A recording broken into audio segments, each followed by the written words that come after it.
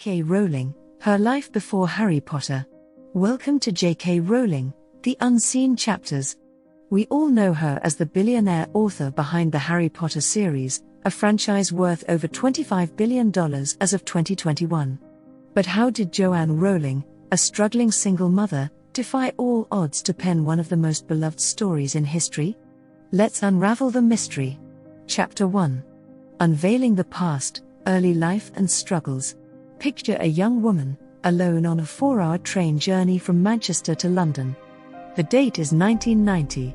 The train is delayed, and as she gazes out of the window, an idea strikes her, an idea about a young boy who doesn't know he's a wizard.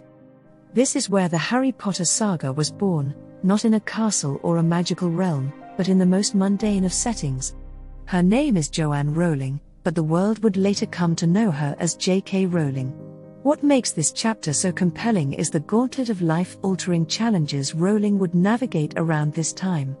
Shortly before this fateful train journey, her mother, Anne, passed away after a decade-long battle with multiple sclerosis.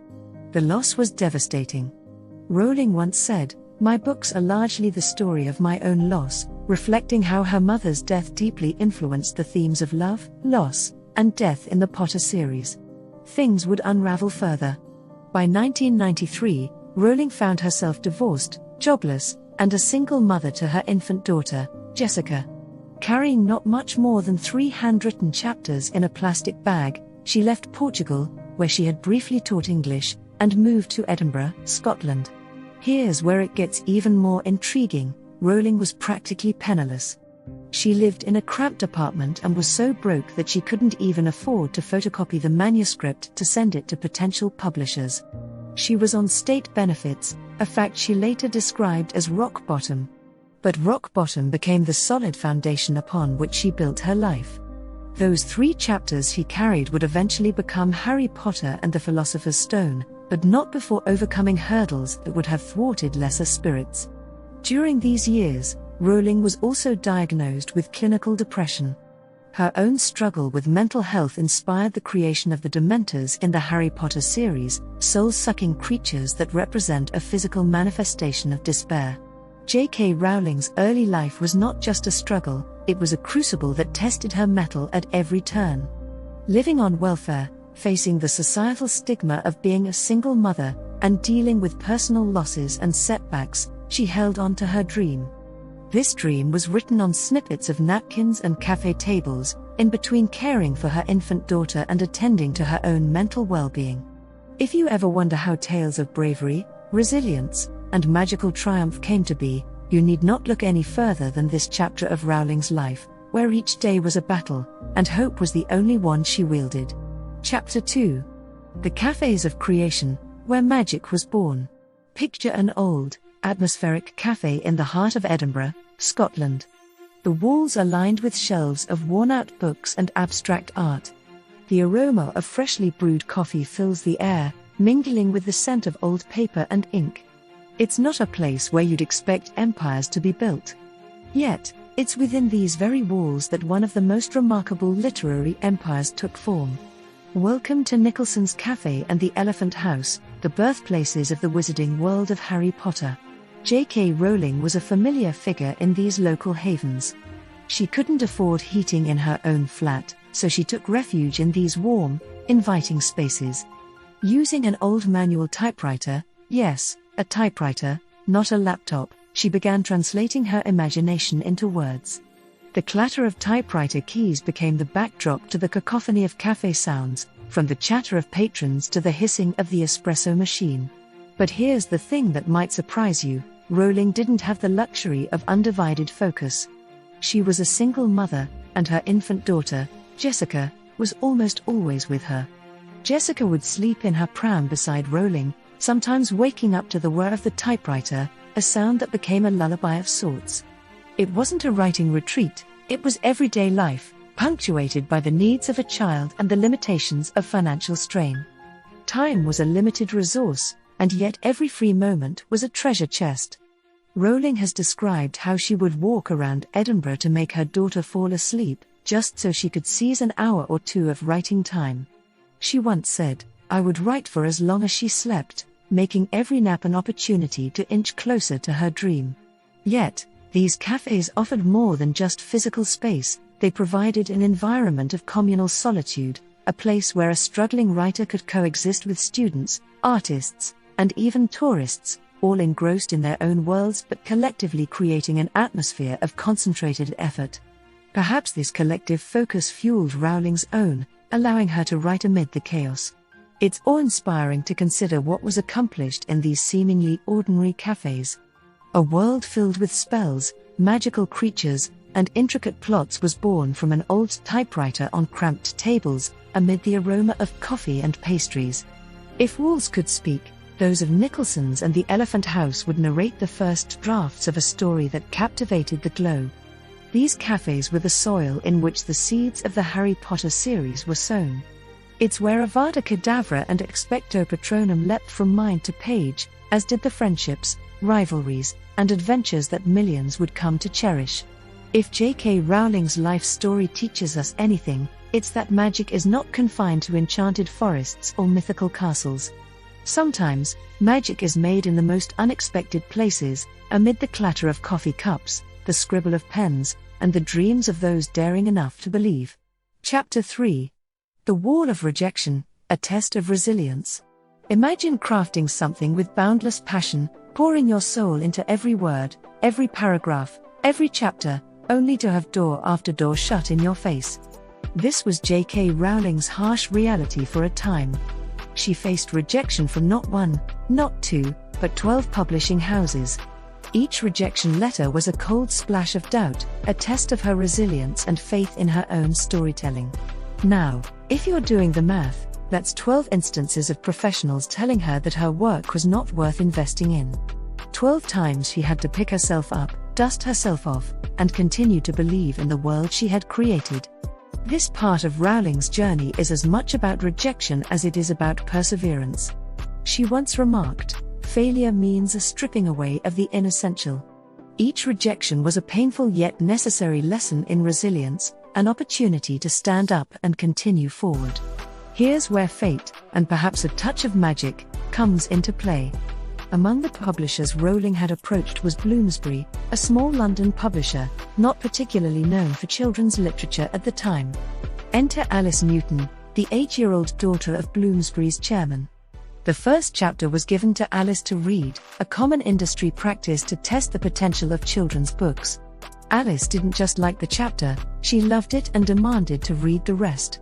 It was this child's verdict that ultimately tipped the scales. She was, in essence, the first child to enter the wizarding world, and her sheer delight could not be ignored. In a move that would transform literary history, Bloomsbury decided to take a chance on Rowling. It was a modest chance. The initial print run was only 500 copies, and Rowling was advised to get a day job as it was unlikely she would make much money in children's books. How's that for underestimating the power of storytelling? It is compelling to think that the wizarding world we know today, a franchise worth billions, hung in the balance, teetering on the edge of oblivion until one 8-year-old girl offered her stamp of approval. It teaches us that sometimes the true magic lies not just in the art we create but in the relentless determination to share that art with the world, regardless of the obstacles in our path. As J.K. Rowling has so powerfully stated, it is impossible to live without failing at something, unless you live so cautiously that you might as well not have lived at all, in which case, you fail by default.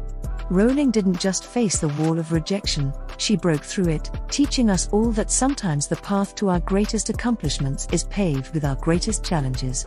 Chapter 4. The Breakthrough, One Yes Changes Everything.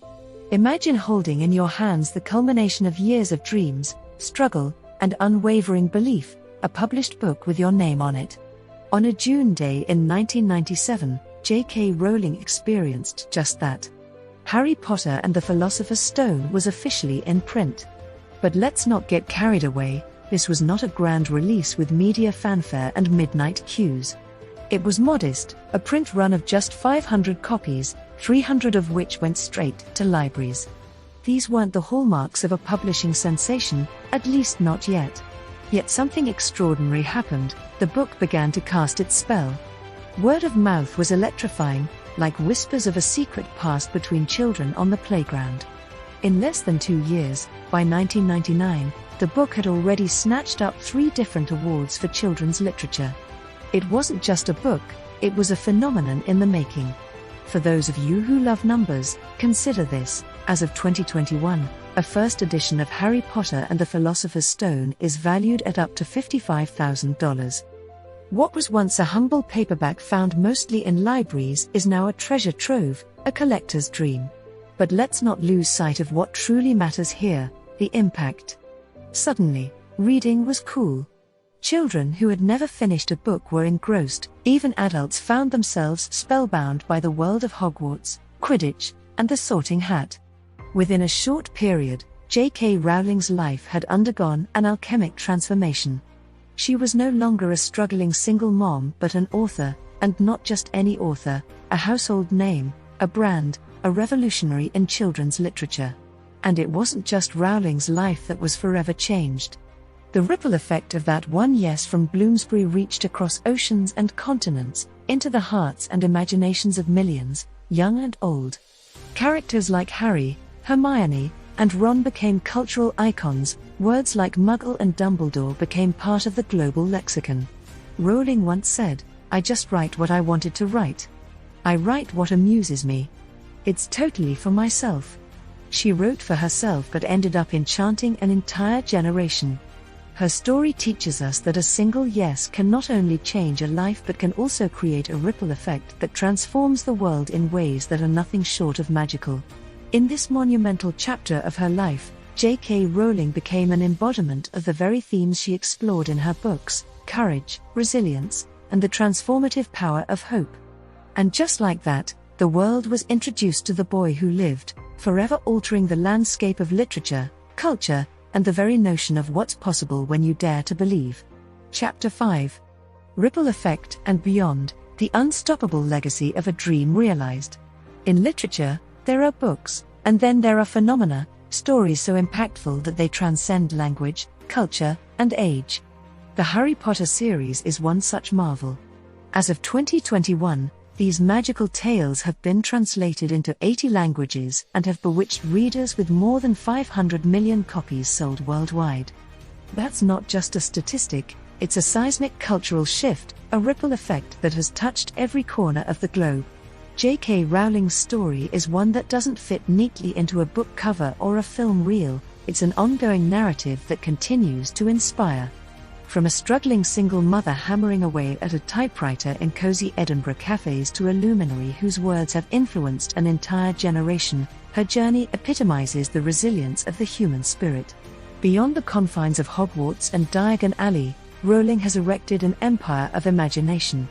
Films, theme parks, merchandise, and even an expanded universe in the form of fantastic beasts tell us one thing: Rowling didn't just write a book.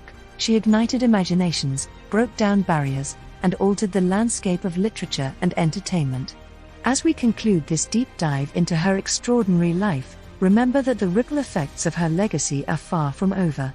Her story teaches us that the challenges we face today are but stepping stones to the magic we can create tomorrow. Thank you for joining us on this captivating journey through the life and impact of J.K. Rowling. Until we meet again, always remember, the magic is real, and it's within each and every one of us.